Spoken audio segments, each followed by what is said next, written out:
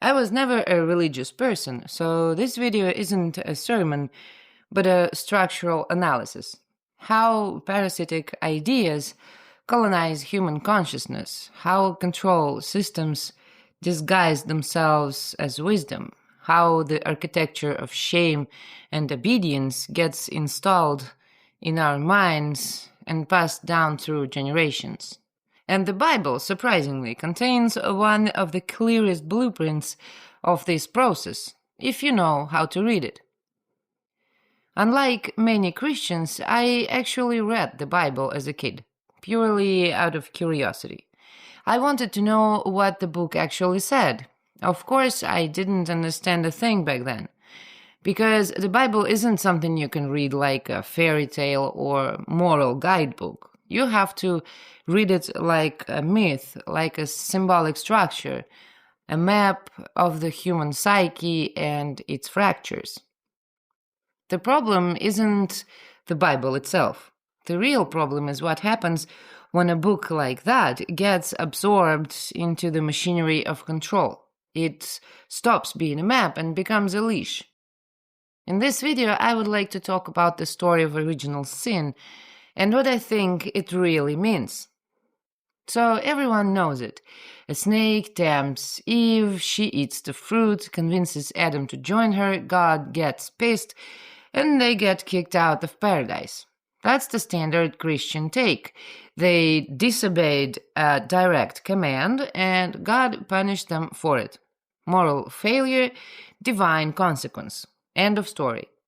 That's how it's taught in Sunday school, preached from pulpits, embedded in culture. But it's a projection, and that misreading, that this was all about punishment for disobedience, is the foundational error. It's the lens that shaped centuries of theology, parenting, and politics. The text itself doesn't describe a wrathful God striking down rebellious humans. It describes a shift, a transformation of perception.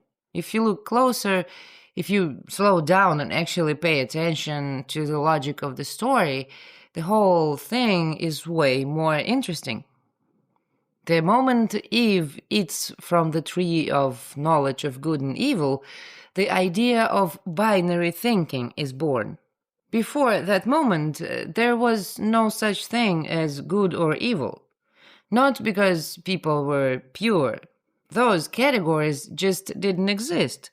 It wasn't that they hadn't sinned yet. It was that there was no concept of sin to begin with. Reality just was. Experience was unbroken, unmeasured, and unjudged. They didn't label things as right or wrong, pure or impure, moral or immoral. No duality, no hierarchy. And then suddenly, boom, binary code injected, like installing the virus. And like any virus, it comes with symptoms and cascading consequences. The very first symptom is shame. And their eyes were opened and they saw that they were naked. That's not about sexuality or modesty. That's the first moment of self-consciousness under imagined surveillance. They didn't become enlightened. They became alienated from their own embodied existence. They saw their bodies not as living expressions of themselves, but as potential threats, as something wrong that they have to hide. And when you start hiding from yourself, the system already owns you. And here's an interesting twist. Eve wasn't scheming. She was convinced it was the right thing to do. The fruits looked good. The promise made sense. Growth, insight, empowerment. She was just trusting. Just like mothers who pass on behavioral codes to their children. Be good, behave, control yourself, make people proud. Not to harm, but because they truly believe that's what love looks like. Because that's what they were taught. So Eve passes the fruit to Adam, not as a trap, but as a gift. She is a transmitter. That's exactly how the social conditioning virus spreads through care, love, and protection. That's what makes it powerful and invisible. The snake doesn't need to control humanity. It just needs to convince Eve that she's doing the right thing. Manipulative little shit. Talk about victim blaming here. Adam takes the bite. He accepts the promise to be like God, knowing good and evil. That phrase alone is a blueprint for every authoritarian regime in history. You can see this logic crystal clear in early rulers like Hammurabi. A third of his famous code isn't even about laws. It's a divine marketing campaign. A carefully crafted origin story claiming the gods chose him, blessed him, gave him the exclusive right to define justice. Because if you want people to obey, you need a myth. You need to pretend you're like God. That same formula repeats through history. Every king, priest, and judge who claimed divine insight into morality, every system that said, I know what's good and I have the right to punish what's evil, is repeating that same move.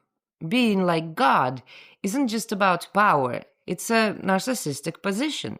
The idea that your perception, your judgment, your categories are the final word.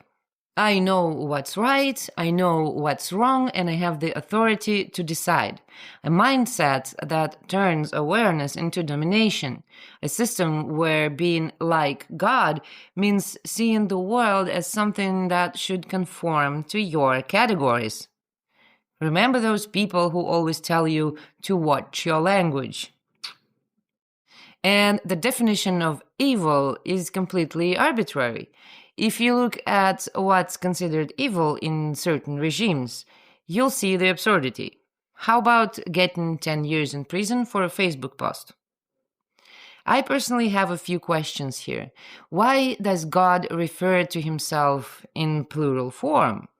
Maybe it's just pluralis majestatis or a leftover from a polytheistic system. But more importantly, why does binary thinking mean being like God? If binary perception is what defines godhood, then we are looking at a recursive loop, where authority emerges from the ability to define morality and then uses that definition to justify authority. Like, I am God because I know what's good and evil, and this knowledge is divine because I am the one defining it. And right here in this ancient myth, you see the whole thing unfold. Binary perception, shame, authority, hierarchy, control. This isn't a story about disobedience. It's a story about how the architecture of control entered human consciousness. The snake didn't bring sin. It brought categorization. It installed the operating system that would define civilization. It laid the groundwork for shame, fear, obedience, guilt, for reward and punishment, and narcissism. And what does God do? He doesn't yell at them or kill them. He just says, now they are like us, knowing good and evil. And then he places a barrier, not as punishment, but as necessity. You can't be in Eden while running a binary operating system. These systems are incompatible. Once perception fractures, the state of Eden, non-dual, integrated, seamless, becomes unreachable. So they're not kicked out. They fall out. The resonance shifts.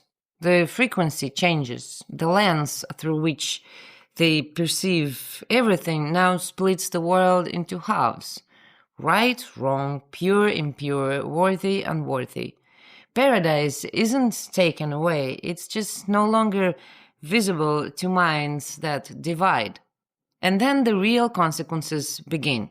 Women are assigned pain and submission, men are sentenced to labor and death, the land is cursed, joy becomes struggle, intimacy becomes power, and soon after, the first murder happens. Brother kills brother over divine approval.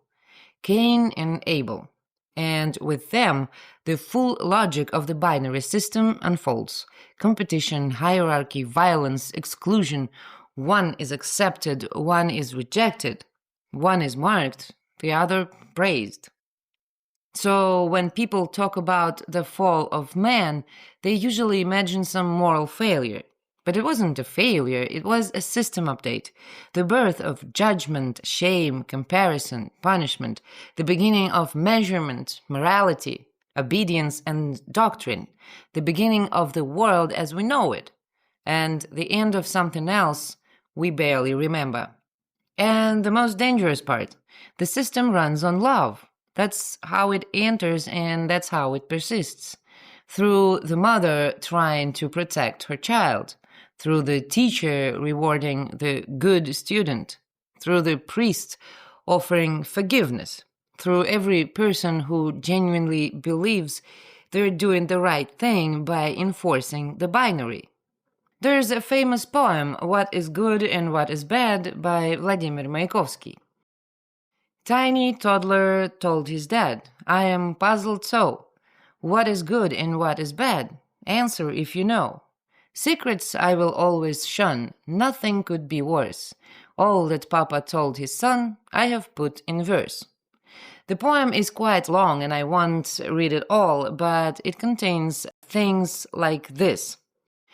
If his eyes to books are glued, if he's never shirking, then the boy is very good, for he's fond of working.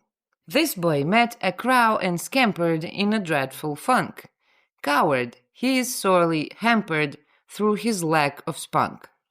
Fucking horrible. Children are not born knowing good and evil. They arrive in the world loud, impulsive, curious, unfiltered, and unashamed.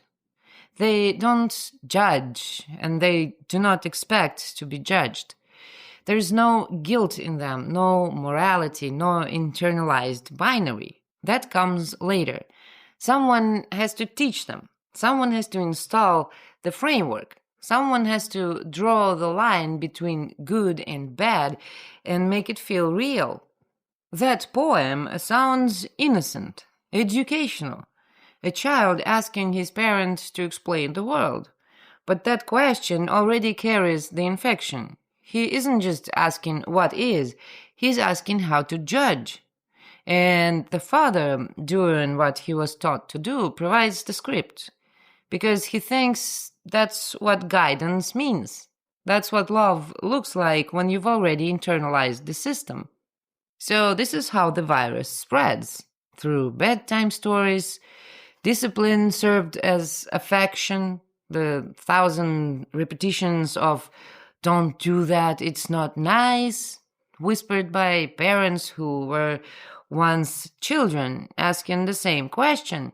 And so the loop continues, not out of malice, out of care. Obviously, I'm not the first one trying to make sense of this story of Eden. Let's take a quick look at some other existing interpretations and why I think they miss the point. Philo of Alexandria read Eden as an allegory of consciousness states that transition from immediate perception to analytical thought. Carl Jung saw it as a necessary individuation, the birth of ego consciousness from the unconscious matrix, a developmental achievement rather than a catastrophe. Erich Fromm interpreted it as humanity's emergence from animal innocence into awareness, the price of freedom being anxiety and alienation. But here's where I diverge from all of them. They frame this shift as ultimately progressive, even necessary. Philo sees philosophical contemplation as higher than naive unity. Jung treats individuation as the goal of human development. Fromm, despite recognizing the alienation, still sees this as the birth of human potential. They all accept the binary framework as either inevitable or even desirable.